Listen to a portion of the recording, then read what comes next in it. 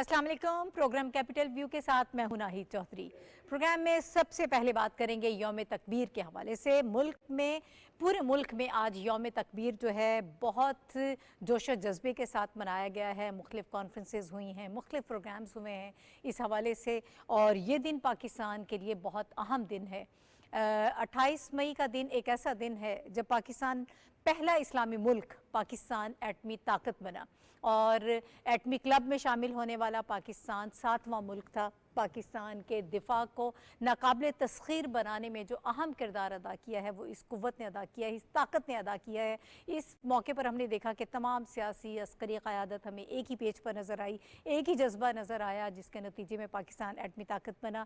वो हमारी तमाम सियासी जमातें, अस्करी क़यादत और तमाम वो साइंटिस्ट जो इसके रूह रवा थे, जिन्होंने दिन रात मेहनत की और पाकिस्तान को एटमी ताकत बनाया, वो यकीनन मुबारकबाद के मुस्तहिक हैं। उन सब को हम आज के दिन मुबारकबाद भी पेश करते हैं कि पाकिस्तान के दिफा के लिए ये बहुत ज़रूरी था। इसने पाकिस्तान को कितना महफूज किया, इसके हवाले से प्रोग्राम में बात करेंगे। और पाकिस्तान के एटमी हथियारों के ख़िलाफ़, इस प्रोग्राम के ख़िलाफ़ कितनी साजिशें होती रहीं, ये एक अलग और बहुत लंबी कहानी है। और पाकिस्तान को इसके लिए जो तरगीब, जो लालच दिए जाते रहे, वो भी, उस पर भी यकीनन बात होनी चाहिए। दबाव भी था, लेकिन इसके बावजूद पाकिस्तान ने धमाके किए और एटमी ताकत इस्लामी ममालिक में पहले नंबर में पाकिस्तान शामिल हो गया। इसके हवाले से हम प्रोग्राम में बात करेंगे, और कुछ और भी दीगर हमारे पास मौज़ूआत हैं, उनके हवाले से भी हम आज प्रोग्राम में बात करेंगे।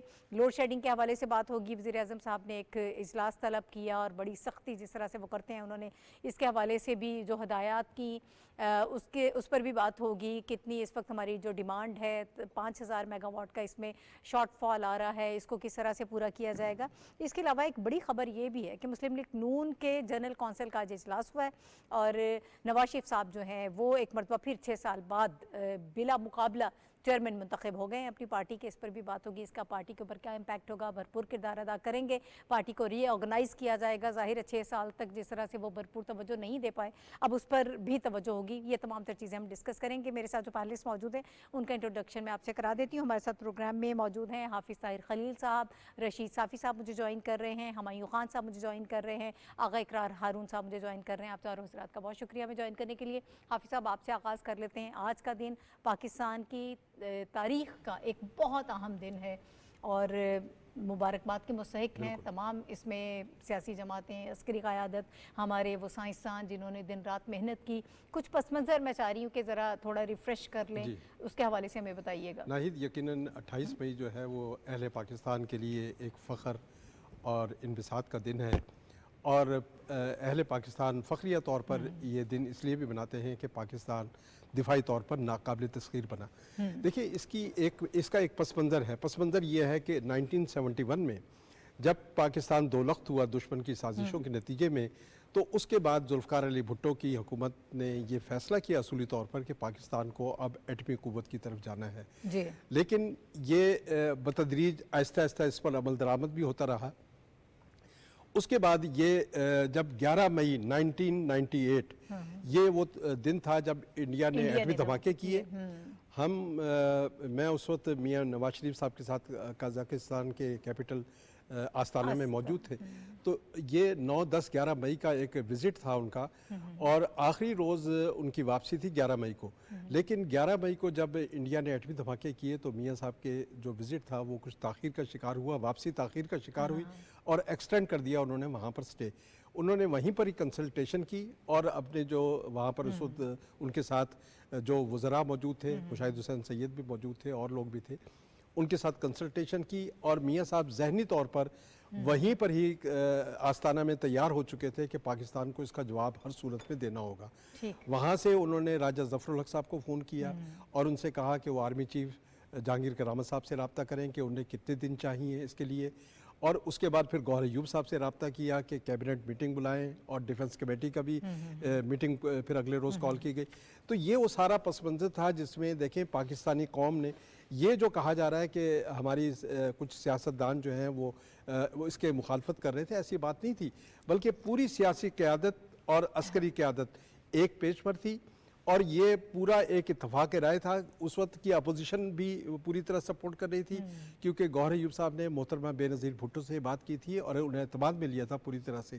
اور پوری پاکستان پیپلز پارٹی کی لیڈرشپ, چونکہ یہ اس کے بانی جو ہے, اس کا وہی میں بتا رہا ہوں کہ اس کا آغاز جو ہے چونکہ بھٹو صاحب نے کیا تھا, تو پوری پیپلز پارٹی جو ہے اپنی قیادت اور اس کی جو قوت تھی وہ اس بات کے حق میں تھی کہ ایٹمی دھماکے ہونی چاہیے تاکہ ہمیں کم سے کم ڈیٹرنس حاصل کر کے پاکستان کو ناقابل تسخیر بنانا ہے. اور الحمدللہ آج کے دن یہ فیصلہ ہوا, اور جب یہ ایٹمی دھماکے ہوئے تو اس کے نتیجے میں آپ دیکھ رہے ہیں کہ دشمن کی جانب سے پاکستان کے خلاف جارحانہ جو عزائم ہیں وہ کمزور ہوئے ہیں, اور کوئی ڈائریکٹ جنگ جو ہے پاکستان پر مسلط نہیں ہو سکی, جیسا کہ ایٹمی دھماکوں سے پہلے 2 جنگیں جو ہیں پاکستان پر مسلط ہو چکی تھی. اب کم از کم یہ ایٹمی ڈیٹرنس جو ہے ہمارے لیے ناقابل تسخیر, ہمارا دفاع جو ہے اس سے ناقابل تسخیر ہوا ہے, اور ہم دنیا کے سامنے یہ کہہ سکتے ہیں کہ پاکستان ایک ناقابل تسخیر قوت ہے. ایک محفوظ, ایک طاقتور ملک کے طور پر پاکستان سامنے آیا. اس پر مزید بات بھی ہوگی. ایک بریک مجھے لینا ہے, بریک کے بعد واپس آتے ہیں.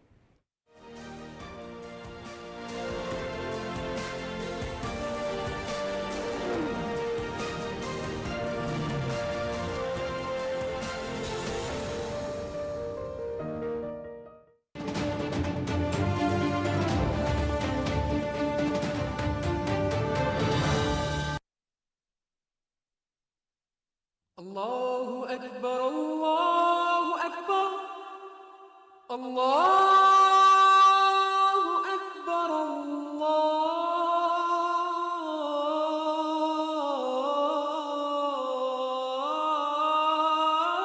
الله أكبر أشهد أن لا إله إلا الله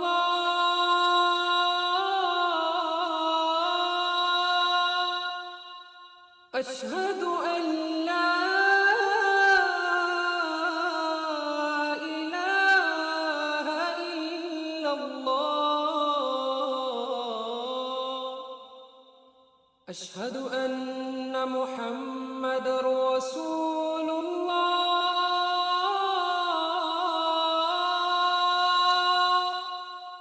أشهد أن محمد رسول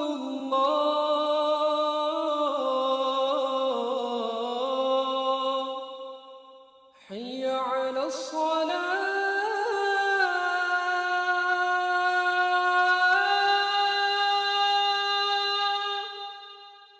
حي على الصلاة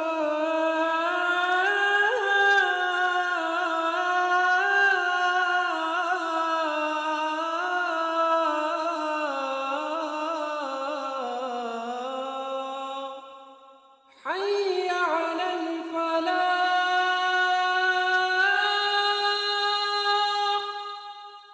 حي على الفلاح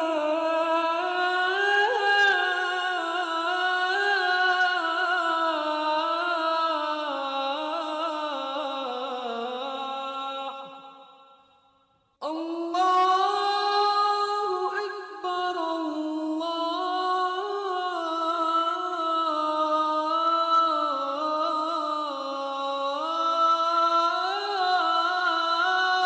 أكبر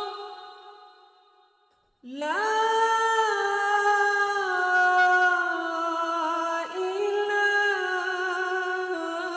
إله إلا الله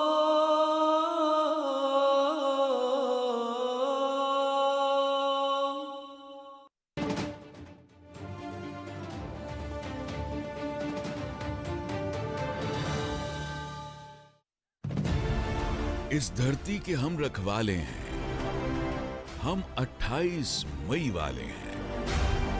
چاغی کے پہاڑوں پہ نعرہ تکبیر لگایا تھا, ٹھکرا کے ہر دباؤ کو خودداری کا علم اٹھایا تھا. ایٹمی قوت بنا کے ملک کو ناقابل تسخیر بنایا تھا. آج بھی وہی ہے عزم جمع, چلتا رہے خدمت کا کارواں. نفرتوں کی آگ بجھائیں گے, नस्ल नौ को फितनों से बचाएंगे, कौम को बनाकर मुआशी कुव्वत, तारीख के बदलना धारे हैं, वतन के हम रखवाले हैं, हम 28 मई वाले हैं।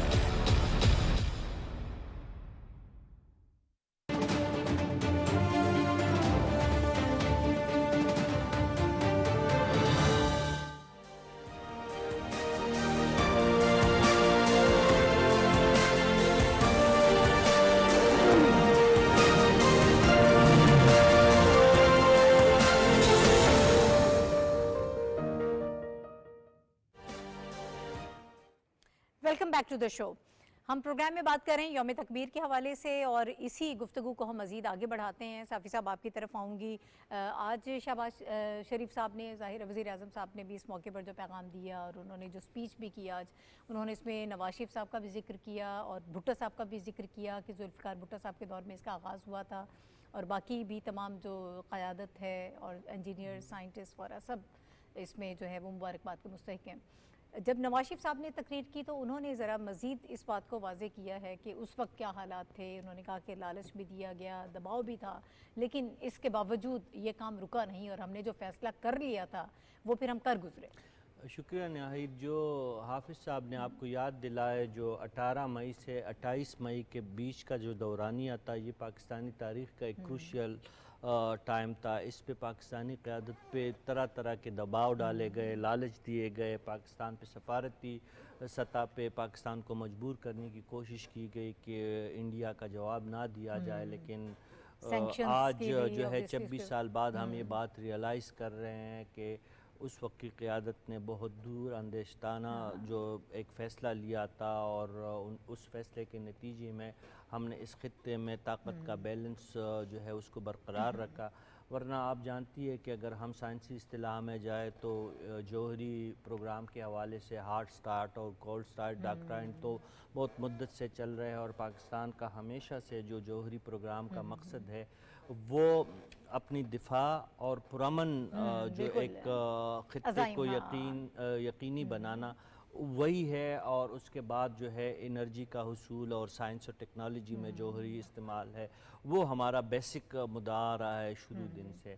लेकिन ये जो 28 मई का के जो वाक़यात है और 28 मई का जो तारीख़ी दिन है, इस हवाले से पाकिस्तान के तारीख़ का एक लाजवाल दिन इसलिए बन गया है कि उस वक्त की क़यादत ने आलमी दबाव के सामने सरनगू नहीं किया, लालच में नहीं आए। हालांकि जो अरबों डॉलर की पेशकश थी वो बहुत पुरकशिश थी, अमेरिका का साथ था। अमेरिका ने देखे अपने तौर पे भी ख़ुद पाकिस्तान पे दबाव डालने के साथ साथ लालच भी दिया। फिर जापान जैसे ममालिक के नुमाइंदे पाकिस्तान आए और उन्होंने भी पाकिस्तान को कायल करने की कोशिश की। लेकिन पाकिस्तान की क़यादत उस वक्त दूर अंदेश थी, जो अस्करी क़यादत थी, जो हमारी सियासी क़यादत थी। उन्होंने इस बात का जो है इदराक किया कि अगर इंडिया का इस स्टेज पे जवाब नहीं दिया गया तो उनकी हटदर्मी और उनकी जो खुदसरी है वो मज़ीद बढ़ जाएगी। आज अगर इंडिया अपने हुदूद में रहने पे मजबूर है तो हमारे पास जो है वो बड़ी वजह यही है। अददी लिहाज से हम ये मानते हैं कि हम अददी तौर पे इंडिया से छोटा मुल्क है, आबादी के लिहाज से छोटा मुल्क है, फ़ौज के लिहाज से, वसाइल के लिहाज से, आमदन के लिहाज से हम छोटा मुल्क है। लेकिन आज़म और जज्बे के लिहाज से हम उनसे बहुत आगे हैं। और वही जो काफिर है तो करता है शमशीर पर भरोसा, जो इकबाल ने बरसों पहले कहा था, मोमिन है तो बेतेग भी लड़ता है सिपाही। तो हमारी जो फ़ौज का, हमारी रियासत का यही फ़लसफ़ा है जो इस शेर में पूरा जो है शायर मशरक़ ने इसको समोया है। तो ये बात अपनी जगह पे। और दूसरी बात में उस वक्त की जो हुकूमत के साथ साथ जो अपोजिशन और सियासी क़यादत थी, जो आपने बेनज़ीर भुट्टो का जिक्र किया, पीपल्स पार्टी का जिक्र किया, वो भी देखिए वो भी दाद के मुस्तहिक़ है। वो इस वक्त की अपोजिशन की तरह नहीं कि रियासत को आप बाढ़ में जाने देते हैं लेकिन अपनी सियासत को बचाने की आपको फ़िक्र होती है। कभी आप साइपर लेके आते हैं کبھی آپ ایک بات کرتے ہیں، کبھی حمود الرحمان کمیشن کا ڈرامہ دوبارہ زندہ مردہ گھوڑا جو ہے اس کو زندہ کرنے کی کوشش کرتے ہیں، کبھی آپ 71 کی دہائی کو موجودہ دہائی سے آپ تشبیہ دیتے ہیں، لیکن اس وقت بھی دیکھیں بے نظیر بھٹو صاحبہ پہ احتساب کی حوالے سے بہت زیادہ دباؤ تھا، ان کو سیاسی کیسز کا مسئلہ تھا، ان کو حکومت سے شدید ناراضگی تھی، نواز شریف اور بے نظیر کے درمیان جو تھا شدید سیاسی اختلاف تھا، لیکن جیسے ہی نواز شریف صاحب اور مسلم لیگ نون نے بے نظیر بھٹو جو اس وقت ملک سے باہر تھی اور پھر جلدی پاکستان تشریف لائی، جیسی پاکستان نے ان سے رابطہ کیا، پاکستان کی ریاست اور حکومت نے ان سے رابطہ کیا، تو بے نظیر نے لبیک کہا، اس نے کہا ٹھیک ہے، یہ میری ریاست، میرے ملک کے اور میری جو قومی حمیت کا ایک تقاضا ہے، اس لیے انہوں نے نواز شریف صاحب کو کل کے انہوں نے کہا کہ ہمارے سیاسی اختلافات اپنی جگہ پہ، آپ جا کے دھماکہ کرے. آپ دیکھیں وہ اس وقت جو ہے پیپلز پارٹی جو تھی ایک مضبوط اپوزیشن کی صورت میں موجود تھی, لیکن سیاسی جو مفاد ہے بے نظیر بھٹو اگر اس وقت چاہتی نا تو امریکہ اور یورپی اور مغربی ممالک کے ساتھ اپنے جو ہے روابط اور اپنی سیاسی عزائم کو تکمیل پہنچانے کے لیے بہت بڑی سودا بازی کر سکتی تھی, لیکن اس نے ایسا نہیں کیا. پھر ان 10 دنوں میں حافظ صاحب کو یاد ہوگا کہ امریکی صدر بل کلنٹن نے 5 مرتبہ نواز شریف صاحب سے رابطہ کیا, کال کی. ہمارا ایک وزیر اعظم صاحب تو اپنی پوری جو ہے آئینی مدت پوری کر کے بھی امریکی صدر کے ایک کال کے منتظر رہے, لیکن 5 مرتبہ 10 دنوں میں 1.5 ہفتے کے دوران انہوں نے ان کو کہا طرح طرح کی جو ہے وزیر خارجہ بھجوایا, اپنا خصوصی نمائندہ یہاں پہ آئے, لیکن نواز شریف صاحب نے یہ بات نہیں مانی اور عسکری قیادت, انٹیلیجنس ایجنسیز اور عوام کے نفس پہ ہاتھ رکھتے ہوئے انہوں نے دھماکے کیے.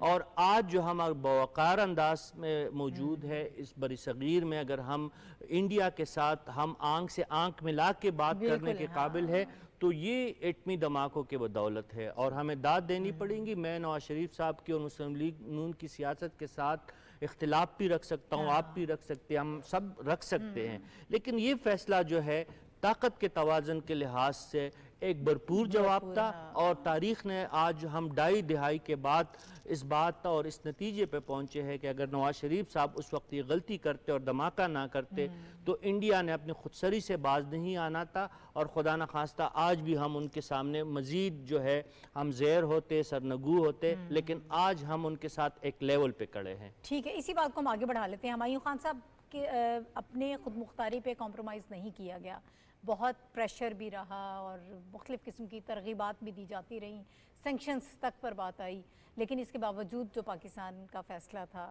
وہ ایک تو بہت سارے چیلنجز رہے, لیکن یہ سارا فیصلہ کتنا درست ثابت ہوا. تھوڑا سا جیسے ہم اب انڈیا کے پرسپیکٹیو میں بات کر رہے ہیں کہ پاکستان کو اپنے ملک کو محفوظ بنانے کے لیے یہ فیصلہ کتنا کارگر ثابت ہوا, اس نے کتنا محفوظ بنایا ہمارے ملک کو, ذرا اس پہ بات کیجیے گا. ناہید, جس طرح ابھی حافظ صاحب نے کہا اور رشید صاحب نے کہا, آپ اس کو جو 2 تناظر میں دیکھیں, جو پاکستان کا ایٹمی پروگرام ہے اسلامی دنیا کے اندر اور پھر جو ڈیولپنگ ورلڈ ہے اس کے اندر ایک اپنی حیثیت رکھتا ہے. کسی بھی ملک نے اتنے کم عرصے میں اتنا بڑا جو ہے ڈیولپمنٹ کا وہ جو ہے وہ جو ایک میریکل ہے وہ اچیو نہیں کیا. اس کی ریزن یہ ہے, ابھی جس طرح حافظ صاحب بتا رہے تھے, انڈیا نے 18 مئی 1974 میں جو ہے نا پہلا اپنا ایک ایکسپلوژن کیا جس کو پیسفل وہ بدھا کا وہ کہتے ہیں. وہ ایکسپلوژن تھا جو پری پارٹیشن سے وہ شروع ہو چکے تھے, اور ان کا وہ پروگرام تھا جس کے اوپر وہ کام کر رہے تھے, اور ایونچولی انہوں نے 1974 میں وہ کیا, اور جس کے بعد پاکستان کی طرف سے جو اس وقت کے وزیر اعظم تھے ذوالفقار علی بھٹو صاحب ملتان میں گئے, اور ایک بڑی ایک فیمس تقریر تھی کہ جو ہم اپنے اندر جو ہے وہ کیا کیا مجبوریاں اور مسائل جو ہے وہ سہ لیں گے, لیکن ہم یہ کریں گے, اور وہ ہم نے ثابت کیا. اور پھر اس کی کلمنیشن ہوئی پرائم منسٹر نواز شریف جب 1998 میں انڈیا نے 11 مئی کو اور 13 مئی کو جو پہلے 3 اور پھر 2 دھماکے کیے, اس کے جواب میں 14 دن کا جو ایک گیپ تھا, اس کے بعد اتنا بڑا انٹرنیشنل پریشر تھا. تو اب یہاں پہ 2 چیزیں جو ہے نا وہ بڑی اہمیت کی حامل ہے کہ ہمارا جو پولیٹیکل سٹرکچر ہے اور جو ہمارا ڈیموکریٹک سٹرکچر ہے وہ کتنا اہم ہے. وہ شروع ہوتا ہے ذوالفقار علی بھٹو سے, اور میں اب اپنی دفاع کی اس کی بات کروں بالکل defense کے باوجود حوالے اس میں سے، کہ ایک ہاں۔ بہت لمبا عرصہ ہے جس میں ہمارے سائنٹسٹ تھے، ہماری عسکری قیادت تھی، ہمارے لا انفورسمنٹ کی ایجنسیز تھی، لیکن جو ٹاپ لیڈ کرنے والے تھے وہ 2 ڈیموکریٹس تھے. پہلے ذوالفقار علی بھٹو تھے اور پھر جو جہاں پہ یہ کلیمنیٹ ہوا وہ پرائم منسٹر نواز شریف تھے. تو یہ اس چیز کی غمازی کرتا ہے کہ اگر ہماری جو ہے نا جو پولیٹیکل جو ایلیٹ ہے وہ اتنی کیپیبل ہے کہ انہوں نے کس طرح کے درست فیصلے کیے 1974 سے لے کے 98 تک، اور اس میں ایک بڑا ایک لمبی سٹرگل بھی اپنی. تو ایک تو یہ ہمارا جو اس دفاع کو ناقابل تسخیر بنانے کا جو عمل ہے، اس میں جو ہمارے ڈیموکریٹس ہیں، جو ہمارے پولیٹیشینز ہیں، ان کا کتنا بڑا کمال ہے. باوجود اس کے کہ اس کو کمپلیٹ سپورٹ کیا گیا ملٹری کی طرف سے، لا انفورسمنٹ ایجنسیز کی طرف سے، انٹیلیجنس کی طرف سے. اچھا پھر 1998 کے بعد والا واقعہ بھی ہمیں نہیں بھولنا چاہیے. ہم پہ سینکشنز لگ گئیں، ملک جو ہے وہ ہمارا جو فورن انویسٹمنٹ تھا وہ ختم ہو گیا. تو اس وقت سے جو اگلے 4-5 سال تھے، ہم نے جو ہے نا نواز شریف اس وقت جو پرائم منسٹر تھے اور ان کی جو اپیل تھی کہ لوگوں نے اپنے جو زیورات دے دیے، جو ہم نے ملک بچاؤ قرض اتارو والا جو تھا، یہ بھی اس چیز کی غمازی کرتا تھا کہ ایک سٹرینتھ ہے اس قوم کے اندر، اس نیشن کے اندر. تو میرا خیال ہے جس طرح رشید صاحب نے کہا، یہ 26 سال گزرنے کے بعد جو ہے نا اس چیز کو یاد کر کے یہ فخر کرنا چاہیے کہ جو سفر ہم نے 1974 سے سٹارٹ کیا تھا اور اتنے کم عرصے میں، میرا خیال ہے دنیا کے کسی ملک نے اتنے کم عرصے میں یہ جو ہے نا فیٹ حاصل نہیں کی. ہم 7 تو جو ہے 5 تو ریکگنائز ہیں، 2 ڈیفیکٹو، اور پھر اس کے بعد 2 دوسرے ہیں جو ان کے اوپر گوئیاں کی جاتی ہیں. نن دا لیس میرا خیال ہے کہ اس حکومت کو جو اس وقت اسی کی ایک کنٹینیویشن ہے، فخر حاصل کرنا چاہیے. اور پھر اس حکومت اس وقت کے اندر چونکہ کولیشن ہے، اس میں پیپلز پارٹی بھی ہے اور باقی جماعتیں بھی ہیں، تو میرا خیال ہے وہ ری وزٹ کر کے ہمیں اتنا خوشی ہو رہی ہے کہ ہم نے 26 سال کے بعد دوبارہ وہ اپنے ڈیموکریٹس اکٹھے کیے ہوئے جو اس چیز کو سیلیبریٹ کر رہے ہیں کہ ہم نے اپنے ملک کے جو دفاع کو ناقابل تسخیر بنایا ہے، اور آئندہ بھی آنے والے دنوں میں ہم اس چیز کے اوپر جو ہے نا قربانیاں دیں گے اور اس ملک کے اوپر آنچ نہیں آنے دیں گے. ٹھیک ہے آغا صاحب، ذرا آپ تھوڑا سا جو سازشیں ہوتی رہی ہیں، آپ کو پتہ ہے یہ بہت بڑا کام تھا، کوئی چھوٹی چیز تو رہی تھی، بڑی کانسپریسیز ہوتی ہیں، تھریٹس ہوتی ہیں، سینکشنز کی ہم بات کر رہے ہیں، پریشر تھا، بہت ساری چیزیں تھیں. پھر ہمارے ہتھیاروں کے خلاف، ہمارے جوہری پروگرام کے اگینسٹ بھی بہت ساری سازشیں ہوتی رہیں، لیکن اس کے باوجود الحمدللہ اللہ پاک نے کامیاب کیا اور پاکستان آج ایک مضبوط ایٹمی قوت کے طور پر اس وقت دنیا کے نقشے پر موجود ہے. ذرا اس پہ تھوڑی سی روشنی ڈالیں. بہت شکریہ. دیکھیں اپنا آپ نے جو بات کی ہے سازشوں کی، سب سے بڑی سازش پاکستان کے خلاف یہ ہوئی کہ پاکستان میں تھرو این جی اوز اور through different sectors huge investment کی گئی کہ ہماری یہ قوم کو بتایا جائے کہ ہمیں تو ضرورت ہی نہیں ہے ڈیٹرنس کی، ہمیں تو اپنا کسی ایٹمی ہتھیار کی ضرورت ہی نہیں ہے. اور یہ سازشیں 1974 سے لے کر آن ورڈ چلتی رہیں. لیکن آج جو حالات یوکرائن کے ہیں، وقت نے ثابت کیا ہے کہ پاکستان کا فیصلہ تاریخی طور پہ درست فیصلہ تھا. یوکرائن کے پاس اس زمانے میں سب سے زیادہ نیوکلیر ہتھیار تھے جب انڈیپینڈنس اس کو ہوئی، لیکن بوداپسٹ ایکارڈ کے تحت اس کو سائن کر کے اس نے وہ تمام ہتھیار جو ہے وڈرا کر دیے، اور جو سگنیٹری تھے ان میں سے ایک نے اس پہ حملہ کر دیا ہے، اور جو باقی سگنیٹری ہے وہ اس کو 2022 سے لے کر آج تک بچا نہیں سکے ہیں. تو یہ ہم نے اپنی زندگی میں دیکھ لیا کہ یہ جو ایک سازش کی جا رہی تھی، ہماری قوم کو، بچوں کو یہ بتایا جا رہا تھا کہ جی ہمیں تو ضرورت ہی نہیں ہے ڈیٹرنس کا، کیا کرنا ہے. وقت نے ثابت کیا کہ ڈیٹرنس کے بغیر زندہ رہنا آج کی دنیا میں بہت مشکل ہے. اور مثال آپ کے سامنے یوکرائن کی کیا حالت ہوئی ہے. ایک تو یہ، اس کے علاوہ ایک جو میں محسوس کرتا ہوں کہ جو ایک چیز پورٹرے کی گئی، دیکھیں انڈیا کا جو اپنا ایٹامک پروگرام ہے وہ اس کو کبھی بھی ہندو ایٹامک پروگرام نہیں کہا گیا. جو باقیوں کا ہے اس کو کسی کو کرسچن یا کسی کو جوڈش نہیں کہا گیا. پہلے دن سے پاکستان کے ایٹمی پروگرام کو ٹیگ کیا گیا اسلامک بومب، کیونکہ وہ ایک تھریٹ کریٹ کیا گیا. ایک آج آپ کہہ رہی ہیں نا اپنا اسلاموفوبیا، میرے خیال میں وہ جو اسلامک بومب والی وہ سٹیٹمنٹ تھی نا، that started Islamic phobia. Islamic phobia create کیا گیا کہ ایک مسلمان ملک کے بعد بم ہوگا. کیوں ہمارا بم اپنا گرین ہے، باقیوں کا بم کا کوئی کلر نہیں ہے؟ کیوں ہمارے بم کے ساتھ ایک ریلیجن کو جوڑا گیا؟ تمام سازشیں کی گئیں، پوری دنیا کو خوفزدہ کیا گیا کہ ان کے پاس بم آ جائے گا، بم آ جائے گا. یہ ہے وہ سازشیں ہیں جن کے اوپر ڈیفینیٹلی ایک پوری کتاب لکھی جا سکتی ہے، لکھی بھی گئی ہے. آخری میں ایک بات آپ کو کہوں گا، آج کی دنیا میں ہم نے یہ دیکھ لیا ہے کہ جو بھی ملک ڈیٹرنس کے بغیر سروائیو کرنا چاہتا ہے اس کو ہم نے اس دنیا میں 2024 اور 20 میں سروائیو ہوتے دیکھا نہیں ہے. اور آج یہ بات ثابت ہوئی ہے کہ پاکستان کا جو ڈیفنس ہے وہ اس کے میزائل اور نیوکلیر ہے, وہاں سے شروع ہوتا ہے, اور وہی ایک آپ کا لیے ڈیٹرنس ہے پوری دنیا کے لیے. اور یہ فیصلہ کرنا ناگزیر تھا. اب ذرا تھوڑا سا آگے بڑھتے ہیں, یہ بہت ایک اہم, جی مختصر, جی جی. جو پاکستان کا نیوکلیر ویپن ہے, جو دنیا کے اندر مختلف رینکنگز آتی ہیں, اس میں it's one of the safest. جو ہمارے اوپر پروپیگنڈا ہوتا ہے نا, اس کو دنیا کے جو مختلف بڑے تھنک ٹینکس ہیں, نیوکلیر تھریٹ انیشیٹو ایک واشنگٹن بیس ایک ادارہ ہے جو ریلیز کرتا ہے اپنی رپورٹ ہر سال, وہ ہمیں 2023 کی جو رپورٹ ہے اس کے اندر بھی ہم انڈیا اور نارتھ کوریا اور جو باقی ممالک جہاں پہ نیوکلیر کے پروگرام مختلف ہیں, اس سے ہم سیفٹی کے لحاظ سے اوپر ہیں. تو پاکستان کا پروگرام سیفٹی کے لحاظ سے انٹرنیشنل سٹینڈرڈ کے مطابق ابھی بھی اپنے جو کاؤنٹر پارٹ انڈیا اس سے بہتر ہے اور پرامن مقاصد کے لیے. ٹھیک ہے. اچھا حافظ صاحب, اب کچھ اور چیزیں بھی ہم شامل کر لیتے ہیں. آج کی جو ایکٹیویٹیز ہیں ذرا اس کی طرف تھوڑی نظر دوڑا لیتے ہیں. مسلم لیگ نون کی جنرل کونسل کا بھی آج اجلاس ہوا ہے, اور وزیر اعظم نواز شریف صاحب, سابق وزیر اعظم جو ہیں, وہ 6 سال بعد ایک بار پھر نون لیگ کے صدر منتخب ہو گئے. ذرا انہوں نے اسپیچ بھی کی ہے, اب ٹائم کم ہے, میں نہیں اس کو دہراتی. آپ اب آج جو بیانیہ آپ کو نظر آئے, ایک تو یہ آج ان کا صدر منتخب ہونا, اس کے حوالے سے اپنی رائے دیجیے گا, اور آج آپ کو کیا بیانیہ نظر آیا؟ دیکھیں, ایک تو یہ کہ پی ایم ایل این کا یہ شعوری فیصلہ تھا کہ جنرل کونسل کا اجلاس جو ہے 28 مئی کو ایک تاریخی دن کے مناسبت سے رکھا گیا تھا, کیونکہ میاں نواز شریف سے کو استعفیٰ پیش کیا تھا 11 مئی کو میاں شہباز شریف نے, اور اس کے بعد قائم مقام صدر بن گئے تھے وہ. تو آج کا دن پی ایم ایل این کے لیے ایک دوہری ایک خوشی لے کر آیا ہے. ایک جانب یوم تکبیر منا رہے تھے وہ لوگ, اور دوسری جانب جو ہے پاکستان مسلم لیگ کی صدارت جو ہے دوبارہ میاں نواز شریف کے سپرد ہوئی ہے. دیکھیں, آج جب ہم نے میاں صاحب کی جو تقریر سنی ہے, اس میں انہوں نے کئی جہت پر باتیں کی ہیں. اس میں پاکستان کی 47 سے تاریخ, کہ پاکستان کس طرح سے پاکستان میں حکمران, یہاں پر جو قیادت تھی, سیاسی قیادت کیوں کمزور کی گئی, اس کی ٹانگیں کھینچی گئی.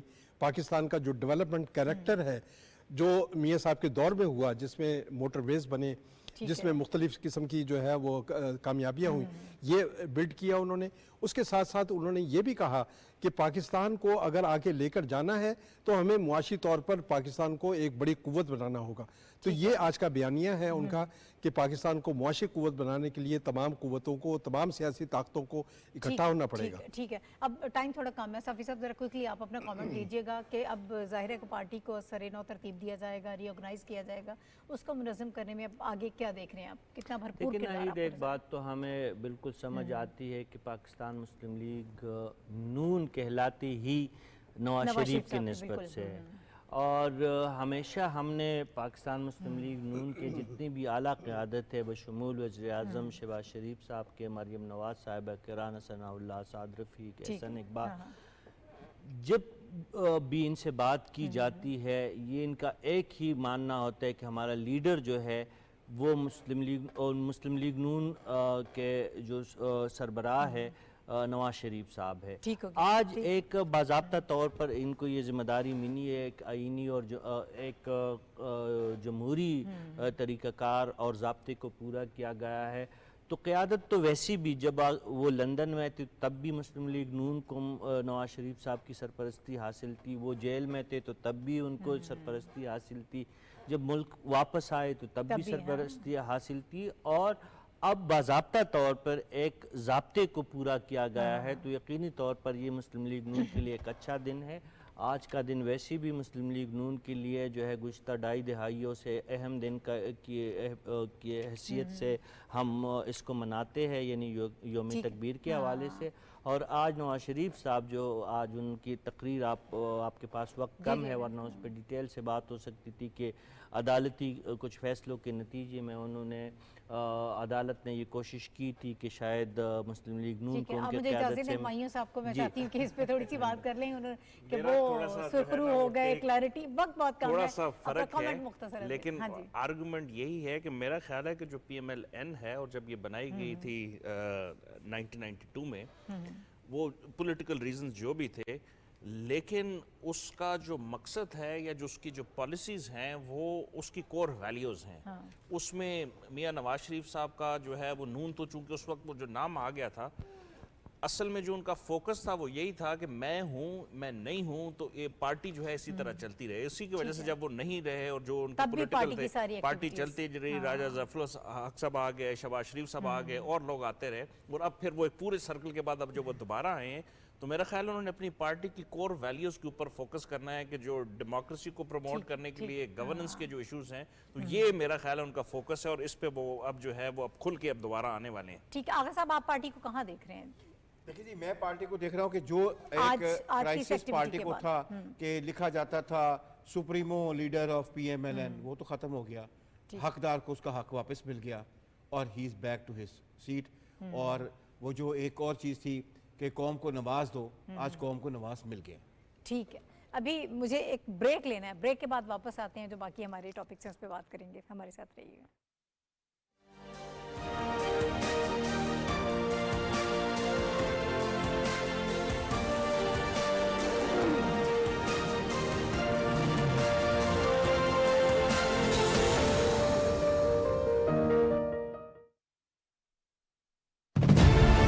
اس دھرتی کے ہم رکھوالے ہیں، ہم 28 مئی والے ہیں. چاگی کے پہاڑوں پہ نعرہ تکبیر لگایا تھا،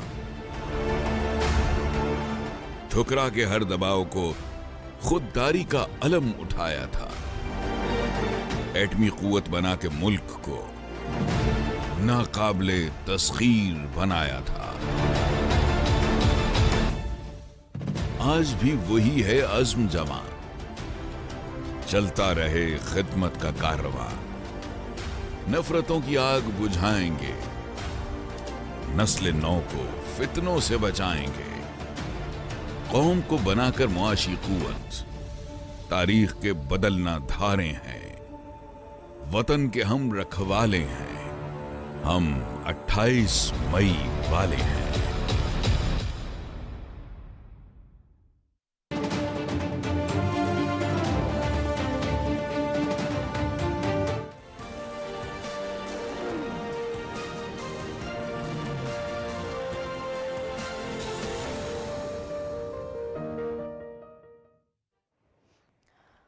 پروگرام میں ایک مرتبہ پھر آپ کو خوش آمدید کہتے ہیں، اور ایک بڑا اہم موضوع ہے جس پر ہم بات کر رہے ہیں اور عوام کے لیے بے چینی کا سبب بھی ہے. وزیر اعظم صاحب نے لوڈ مینجمنٹ یعنی بجلی کے حوالے سے جو ہے انرجی کرائسس کے حوالے سے آج ایک اجلاس طلب کیا ہے. اس میں ساری بریفنگ بھی دی گئی ہیں، انہوں نے ہدایات بھی دی گئی ہیں، ان کی طرف سے جاری کی گئی ہیں. انہیں یہ بتایا گیا ہے کہ 23,000 میگا واٹ جو ہے اس وقت ڈیمانڈ ہے، اور ہمارے پاس اس وقت جو موجود ہے وہ 18,000 میگا واٹ ہے، یعنی 5,000 کا اس میں فرق آ رہا ہے. لیکن چونکہ میں آغا صاحب آپ کی طرف آؤں گی، سوال یہ ہے کہ اس کو ہم اس وقت کیوں نہیں قابو پا رہے، وجوہات کیا ہیں؟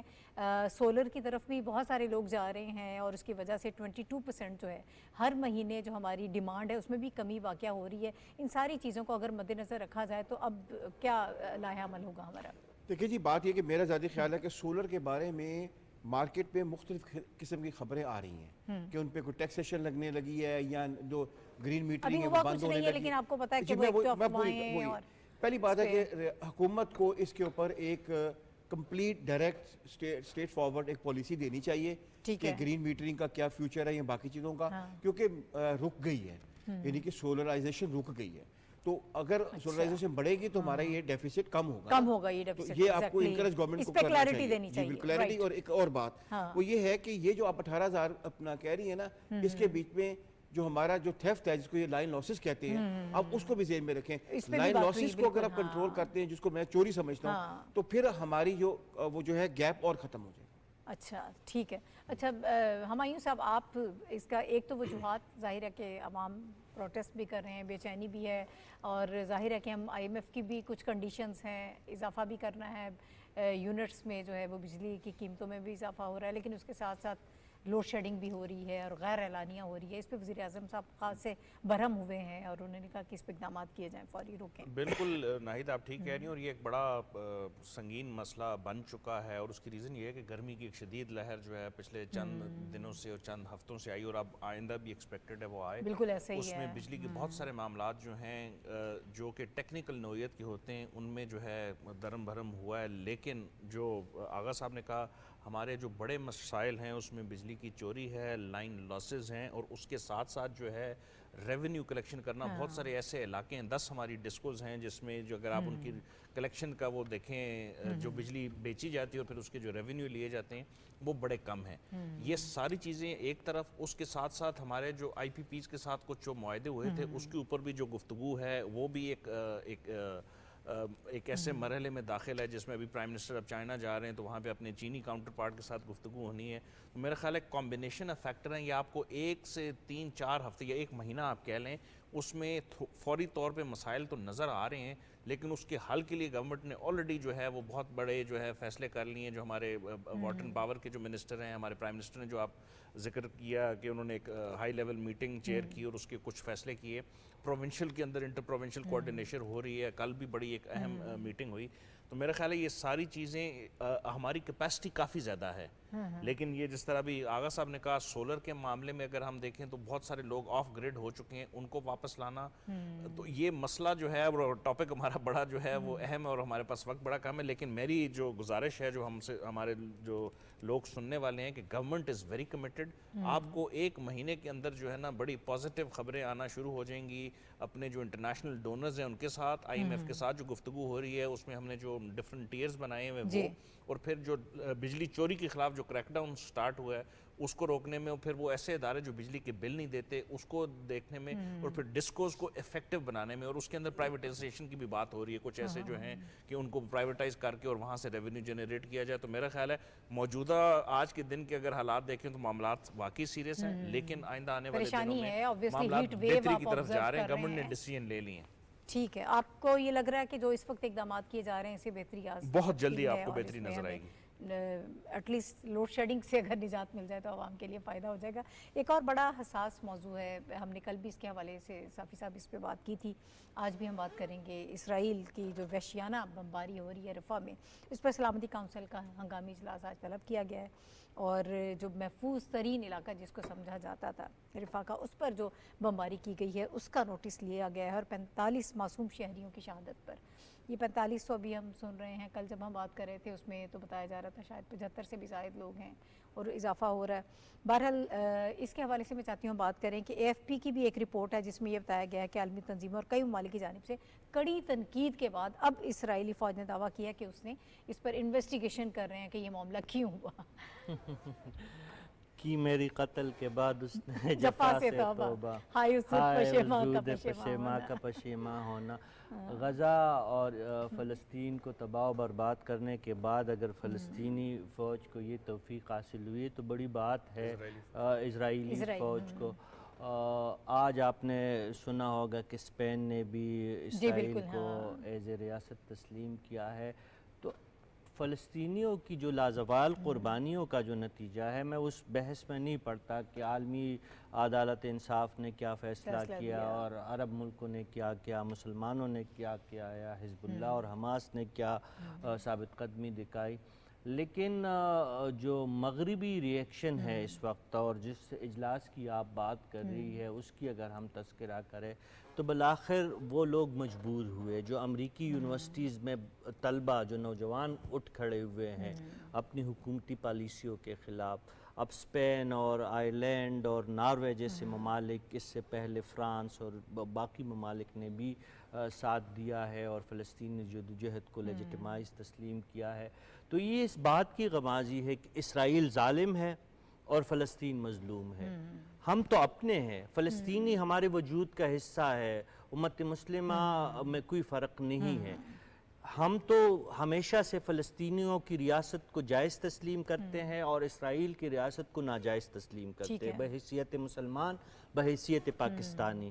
لیکن جب اسپین، ناروے اور فرانس اور جاپان جیسے ممالک اگر ان کی جدوجہد اور ان کے مطالبات کو جائز اور فلسطین کی جو جارحیت ہے اس کو ناجائز کہہ رہے ہیں تو اسرائیل کو اپنے گریبان میں دیکھنا چاہیے. بینجامن نیتن یاہو کو اگر اپنے اقتدار کی کرسی بچانی ہے تو وہ ضرور بچائے, اپنے اندرونی سیاست کرے, اس سے ہمیں کوئی لینا دینا نہیں ہے, لیکن جس بے دردی سے اور جس وحشیانہ طریقے سے وہ معصوم بچوں, بزرگوں, خواتین اور پناہ گزین کیمپوں میں مقیم لوگوں کا خون جس طرح بہا رہے ہیں, اس کے نتیجے میں اس کے اقتدار کو دوام بھی نہیں ملی, اور ریاست اسرائیل جو ناجائز ریاست ہے اس کو کبھی بھی آپ اس کو استحکام نہیں دلا سکتے. بہتر طریقہ یہ ہے کہ اسرائیلی قیادت اور اسرائیلی فوج نوشتہ دیوار پڑھ لے. وہ جو جب حد سے بڑھتا ہے تو اس کا پھر یہی نتیجہ ہوتا ہے کہ وہ اسرائیل کے اندر اور اس کے اپنے اتحادی جو برسوں سے اسرائیل کی ناجائز ریاست کے پیچھے یہ ریاستیں کڑی تھی, یہ مغربی ریاستیں, آج وہ بھی پیچھے ہٹ رہی ہے. تو یہ بات اگر اسرائیل نے اپنی عزت بچانی ہے, دو ریاستی فارمولہ جو پاکستان نے پیش کیا ہے, جو سعودی عرب نے پیش کیا ہے, جو اقوام متحدہ نے اس کو لیجیٹیمائز تسلیم کیا ہے, اس کے بغیر اسرائیل کے پاس کوئی اور حل نہیں ہے. کسی مسئلے کا دوسری جنگ عظیم کو دیکھ لے, پہلے جنگ عظیم کو دیکھ لے, جنگ سے ختم نہیں ہو سکتی. آپ نے بات کرنی ہوگی, آپ نے جو ہے ایک دوسری کی بات سننی ہوگی, اور اگر ایسا نہیں کریں گے تو آپ یہ بات, یہ ریکارڈ پہ یہ بات آ رہی ہے کہ اسرائیل تباہ و برباد ہو جائے گا, ختم ہو جائے گا. یہ ناجائز ریاست جو ہے خطہ جو کرۂ ارض سے اس کا وجود ہی مٹ جائے گا. ٹھیک ہے, جو ہنگامی اجلاس طلب کیا گیا سلامتی کونسل کا, اس پر میں چاہتی ہوں کہ تھوڑا سا بات کریں. جو سیکریٹری جنرل ہیں یو این کے, انہوں نے بھی یہ کہا کہ اس دہشت کو رک جانا چاہیے, اس دہشت گردی کو ختم ہونا چاہیے, اپنے محفوظ مقام پر. آج ساری دنیا جو ہے اس بات پر متحد اور منظم ہے کہ اسرائیل کی جو وحشیانہ بمباری ہے یہ سلسلہ فوری طور پر رکنا چاہیے, اور دنیا جو ہے فلسطینیوں کے حق میں متحد ہو رہی ہے, منظم ہو رہی ہے. اور یہی وجہ ہے کہ سلامتی کونسل کا جو ہنگامی اجلاس طلب کیا گیا ہے, یہ عالمی طور پر دیکھیں, کینیڈا کی بات ہو یا مصر کی بات ہو یا فرانس کی بات ہو, تمام دنیا کے جو سربراہ ہیں وہ اسرائیل کو کنڈم کر رہے ہیں کہ رفح جو ایک محفوظ ترین علاقہ تھا, وہاں پر پناہ گزینوں کے کیمپوں پر بمباری, یہ دنیا اس کو نہ صرف تشویش کا اظہار کر رہی ہے بلکہ اب عالمی برادری اس بات پر زور دے رہی ہے کہ اسرائیل کے ہاتھ روکے جائیں, اور اسرائیل کو یہ کہا جائے کہ وہ وڈرا کرے اپنے آپ کو, اور فلسطینیوں کو ان کا حق ملنا چاہیے. جیسا کہ بالکل یہ صافی صاحب نے بالکل درست کہا کہ پاکستان کا جو موقف ہے بنیادی طور پر کہ آزاد فلسطینی ریاست کا قیام اور وہاں دو ریاستی فارمولہ, یہی وہ حل ہے جو فلسطین اور مشرق وسطیٰ میں پائیدار امن کی ضمانت دے سکتے ہیں. اور یقیناً اب دنیا جو ہے وہ اس بات پر متفق بھی ہو رہی ہے, متحد بھی ہو رہی ہے کہ ہمیں اب اسرائیل کے نہ صرف ہاتھ روکے جائیں بلکہ وہاں فلسطینیوں کو ان کا حق دیا جائے. 3 جو یورپی ممالک ہیں امپورٹنٹ, ناروے, آئرلینڈ اور اسپین, ان کی جانب سے آزاد فلسطینی ریاست کو تسلیم کرنا ایک بہت بڑی ڈیولپمنٹ ہے. درست, آپ نے بالکل صحیح کہا. بہت شکریہ, آپ چاروں حضرات میرے ساتھ موجود تھے اور ہم مختلف موضوعات پہ ناظرین بات کر رہے تھے. آخر میں ہم نے غزہ کی صورتحال کے حوالے سے بات کی ہے, پوری دنیا اس کے حوالے سے سینسٹیو ہو گئی ہے. ویسٹ بھی جو ہے وہاں پہ بھی ہمیں پروٹیسٹ نظر آ رہا ہے, اس کے حوالے سے بات کی جا رہی ہے. فلسطینیوں کے حقوق کے حوالے سے اور جو وہاں پر دہشت گردی جا رہی ہے اس کے حوالے سے بات ہو رہی ہے. تو یقیناً ہو سکتا ہے کہ اس ڈیولپمنٹ کے بعد کچھ معاملات جو ہیں وہ بہتر ہوں. اس دعا کے ساتھ ہی بلکہ ہم پروگرام کا آج اختتام کرتے ہیں. کل انشاءاللہ دوبارہ آپ سے ملاقات ہوگی. اللہ حافظ.